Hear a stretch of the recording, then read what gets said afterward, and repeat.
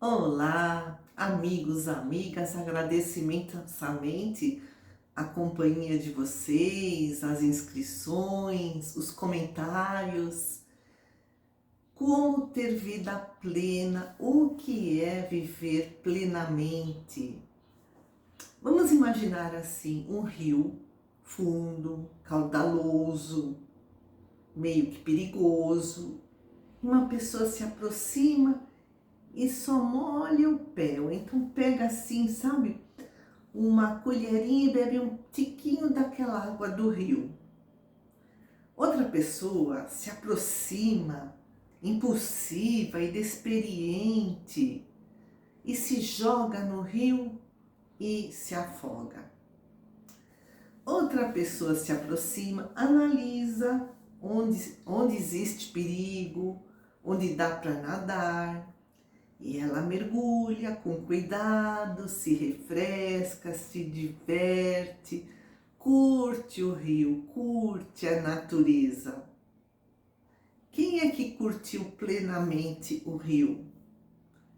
Aí o rio significa a nossa vida, né? Não foi o medroso, nem o impulsivo, mas aquele que mergulhou com cuidado, com prudência, com satisfação. E o grande filósofo humanista Carl Rogers, ele escreveu que a vida plena é um processo, não é algo assim estático, não é o estado do ser, né? Eu agora tenho vida plena. Não, é algo que está sempre em dinamismo. E para obter a vida plena, nós precisamos estar totalmente abertos a experienciar, como aquele que mergulhou no rio, né, de forma cautelosa e aproveitou. Então, para obter uma vida plena, é estar totalmente aberto a experienciar, ou seja, viver o momento presente, confiar em si mesmo, assumir a responsabilidade das próprias escolhas e tratar a si como aos outros com consideração positiva e incondicional, ou seja, sem julgamentos. E escreve o Carl Rogers: ao contrário de um labirinto que possui apenas uma rota de saída possível, a vida está repleta de possibilidades. Posso ir para cá, para lá, posso fazer isso, posso fazer aquilo. Viver plenamente é também ter congruência entre o pensar, o sentir e o agir. O que é congruência? Vamos dar dois exemplos. Vamos dizer que algo esteja nos irritando. Aí o nosso corpo reage, o rosto fica vermelho, a nossa voz, os nossos gestos demonstram a nossa irritação, mas nós, né, nosso ego diz: você não pode se irritar, o que os outros vão pensar de você? E aí nós acabamos achando que não estamos irritados, nos convencemos, nos enganamos de que não estamos irritados, mascaramos, engolimos, soterramos as nossas emoções, sentimentos e a gente não toma consciência delas e nessa situação nós tomamos uma atitude defensiva de não encarar os fatos, de não enfrentar a situação. Quando nós não percebemos que estamos sendo incongruentes, né, a nossa comunicação fica confusa, ambígua, a gente fala uma coisa e demonstra outra, né? Nossas palavras divergem do nosso tom de voz, dos nossos gestos. Falamos uma coisa, mas o corpo e as emoções mostram outra coisa. Ou então, um outro exemplo. A gente está ansioso para que a visita vá embora. Já é tarde, a gente está com sono, né? No dia seguinte tem que acordar cedo. Aí a visita se despede E a gente, né, fica sem graça, não sabe o que falar e diz: mas já vai, fica mais um pouco. Mas não é isso que queremos, nós estamos sendo falsos. Então é preciso procurar falar de acordo com o que pensamos e agir conforme os nossos desejos. O filósofo Filon de Alexandria, no Egito, né, do século I depois de Cristo, escreveu que nós somos seres desejantes. Nós somos seres de desejo. E que deixar de desejar é perder a própria humanidade. Então, desejar no bom sentido, com moderação, é sinal de vida. Porque muita gente se arrasta na multidão, se massifica e não segue as suas intenções, suas necessidades, seus anseios, mas segue o que a maioria impõe. Então o problema é essa má orientação dos nossos desejos, né?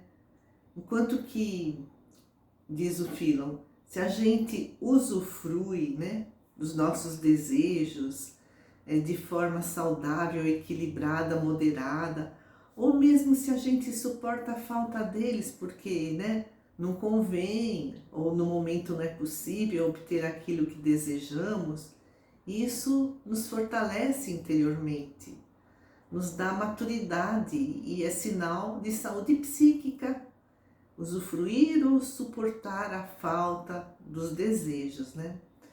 Então, eu queria a pessoa que usufruiu o rio, né, naquele mergulho prazeroso, experienciou, né, o que a vida lhe ofereceu. E cada um de nós é diferente no nosso grau de congruência.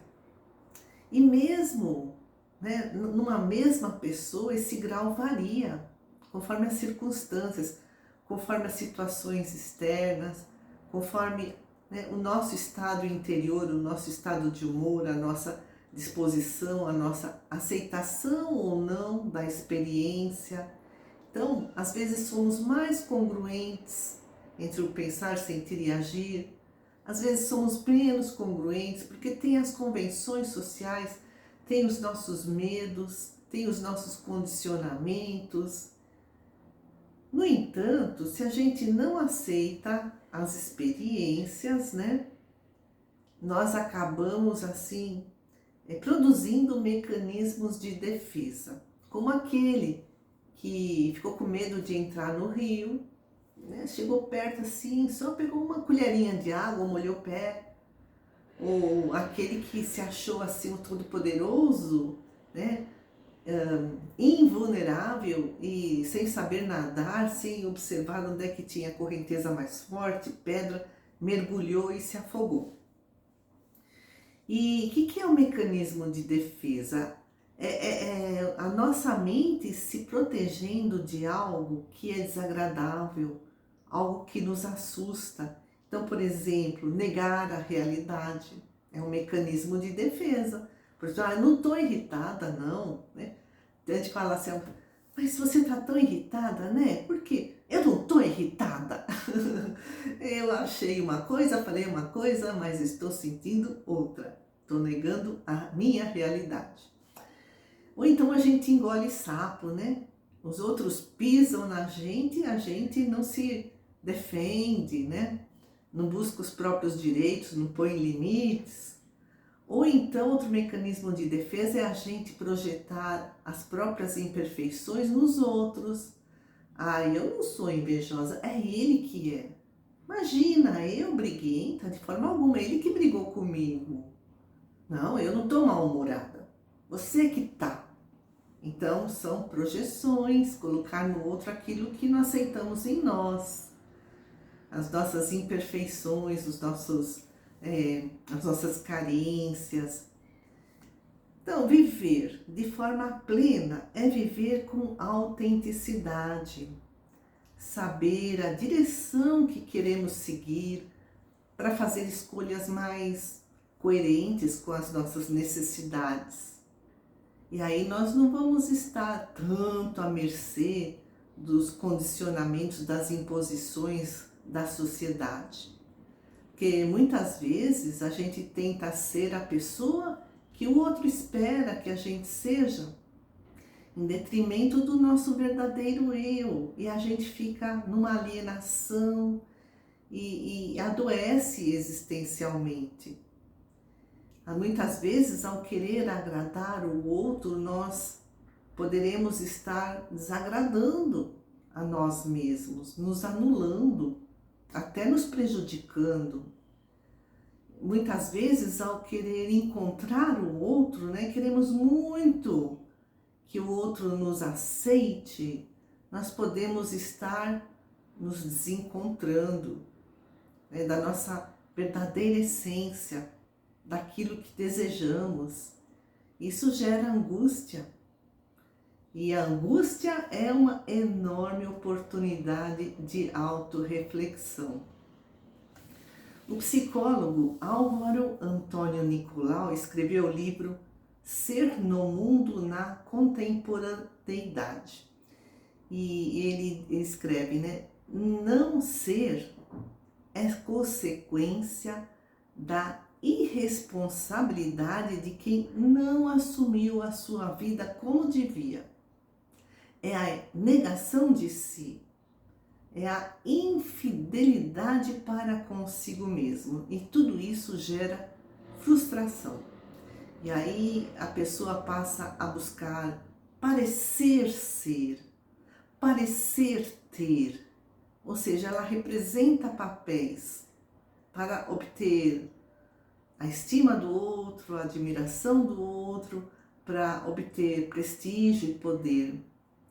Então, o caminho é buscarmos o autoconhecimento para conquistarmos essa autenticidade, para tornarmos-nos pessoas, vivendo uma vida plena, perguntando a nós mesmos, perguntando o que eu quero para mim, o que eu desejo, quais são os meus sonhos, o que os outros querem que eu faça, que eu seja. E o que eu penso que é necessário fazer? Eu estou buscando minhas reais necessidades, construindo os meus projetos de vida, ou estou querendo agradar os outros? Então é preciso perceber o que nos foi imposto ou o que está sendo imposto, naquele momento, em cada situação. E evitar agir sempre assim, de acordo com as opiniões dos outros ou no extremo oposto. Agir sempre contradizendo o que os outros esperam de nós. Só porque tem filho que tem o opositor, Se os pais pedem uma coisa, querem uma coisa, ele faz justamente o contrário. É o rebelde sem causa. Então, nem agir sempre de acordo com o que os outros querem de nós, sem reflexão, sem crítica.